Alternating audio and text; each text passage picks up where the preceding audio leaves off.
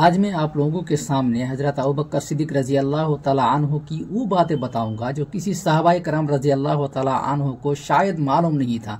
हकीकत में उसे वो बात मालूम थी, लेकिन सहाबाए करम रजी अल्लाह तआला अन्हु का रिएक्शन था, जवाब था कि शायद हमने कभी ये आयत सुनी ही नहीं।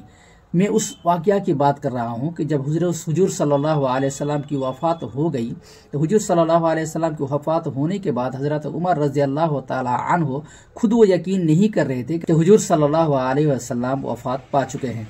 तो मैं आपको वो बातें शुरू से बताना चाहता हूँ। हज़रत आयशा रज़ी अल्लाह तआला अन्हा कहती है कि हज़रत अबू बकर सिद्दीक रज़ी अल्लाह तआला अन्हु घोड़े पर सवार होकर आए और वो मस्जिद की तरफ चले गए और उन्होंने किसी से भी बात नहीं की और फिर हज़रत आयशा रज़ी अल्लाह तआला अन्हा के हुजरे की तरफ गए, जहाँ पे हुजूर सल्लल्लाहु अलैहि वसल्लम को एक धारीदार यमनी चादर से ढांप दिया गया था। हज़रत अबू बकर रज़ी अल्लाह तआला अन्हु ने आप सल्लल्लाहु अलैहि वसल्लम का चेहरा मुबारक खोला और आपकी पेशानी मुबारक पर बोसा लिया। फिर रो पड़े और कहने लगे, ये अल्लाह के नबी सल्लल्लाहु अलैहि वसल्लम, मेरे माँ बाप आप पर कुर्बान हो, आपको अल्लाह ताला दोबारा मौत नहीं देगा। इसका मतलब ये है कि अल्लाह ताला ने जो आपके हिस्से में मौत लिख के रखी थी वो अल्लाह ताला ने आपको दे चुका है, और आप कभी भी नहीं मरेंगे। बस जो मौत अल्लाह ताला ने आपके हिस्से में लिख दी है वो हो चुकी है, यानी दोबारा आपकी मौत और नहीं होगी। तो हुजूर सल्लल्लाहु अलैहि वसल्लम की जब मौत हो चुकी थी तो हजरत उमर फारूक रजी अल्लाह तआला अन्हु इस बात को बिलीव नहीं कर रहे थे, इस बात को यकीन नहीं कर रहे थे कि हुजूर सल्लल्लाहु अलैहि वसल्लम की मौत हो चुकी है। अल्लाह ताला ने कलाम पाक में पहले ही एक आयत नाजिल कर चुका था, जो आयत कुरान में, जो आयत अल इमरान में मौजूद है, लेकिन इस आयत पर शायद किसी की गौर व फिक्र नहीं थी, शायद उस आयत की तरफ किसी का ध्यान ही नहीं था। तो हजरत अबू बकर सिद्दीक रजी अल्लाह तआला अन्हु हुजरे से बाहर निकले तो देखा कि हजरत उमर फारूक रजी अल्लाह तआला अन्हु लोगों से बात कर रहे हैं। तो हजरत उमर फारूक रजी अल्लाह तआला अन्हु से हजरत अबू बकर सिद्दीक रजी अल्लाह तआला अन्हु फरमाते हैं कि उमर बैठो, लेकिन हजरत उमर फारूक रजी अल्लाह तआला अन्हु नहीं बैठे। फिर दोबारा कहा, लेकिन फिर भी नहीं बैठे। फिर हजरत अबू बकर सिद्दीक रजी अल्लाह तआला अन्हु लोगों की तरफ मुतवज्जा हुए और हजरत अबू बकर सिद्दीक रजी अल्लाह तआला अन्हु ने फरमाया कि जो कोई तुम में से मोहम्मद सल्लल्लाहु अलैहि वसल्लम की इबादत करता था तो वो ये जान ले कि मोहम्मद सल्लल्लाहु अलैहि वसल्लम गुजर चुके हैं, दुनिया से वफात पा चुके हैं। और जो कोई अल्लाह ताला की इबादत करता था तो वो सुन लो, अल्लाह ताला हमेशा जिंदा है और हमेशा जिंदा रहेगा। हजरत अबू बकर सिद्दीक रजी अल्लाह तआला अन्हु ने सूरह अल इमरान की ये आयत पढ़ी, वमा मुहम्मदुन इल्ला रसूलुन कद खलत मिन क़ब्लिहि रसूल। इसमें अल्लाह के नबी सल्लल्लाहु अलैहि वसल्लम के बारे में ये बताया जाता है, लोगों को ये तलकीन दिया जाता है क्योंकि लोग ये समझ नहीं रहे थे कि अल्लाह के रसूल सल्लल्लाहु अलैहि वसल्लम वफात पा चुके हैं।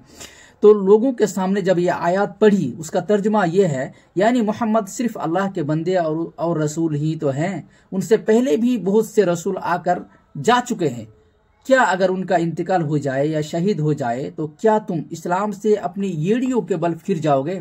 यह हजरत अबू बकर सिद्दीक रजी अल्लाह तआला अन्हु का लोगों के सामने तकरीर था, जो कुरान से हजरत उमर फारूक रजी अल्लाह तआला अन्हु को खास कर ये बताना था कि अल्लाह के नबी सल्लल्लाहु अलैहि वसल्लम एक इंसान ही थे, एक नबी ही थे, एक पैगंबर ही थे जो गुजर चुके हैं।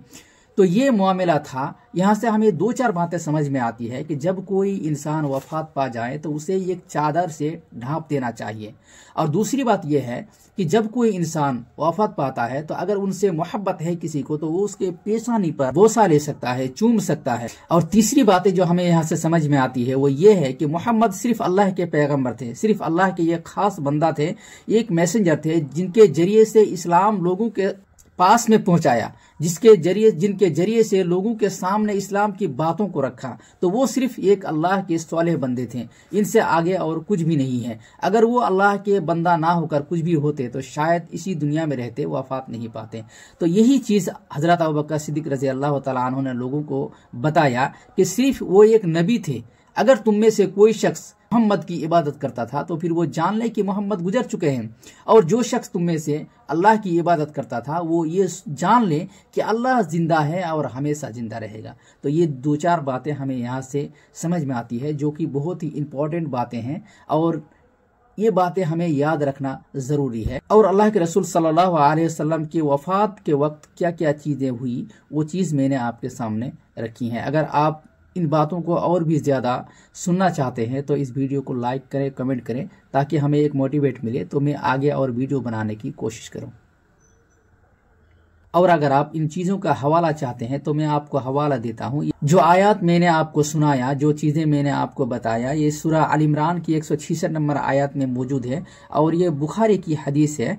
ये हदीस नंबर 1662 नंबर है। तो आप जाकर 6162 नंबर है जो आप जाकर देख सकते हैं। और ये फ़ज़ाइल कुरान से मैंने आपके सामने ये बातें रखा। फ़ज़ाइल कुरान में 351, 350 में ये चीज़ें दर्ज हैं। आप इसको ज़रूर देखें अगर आप देखना चाहते हैं।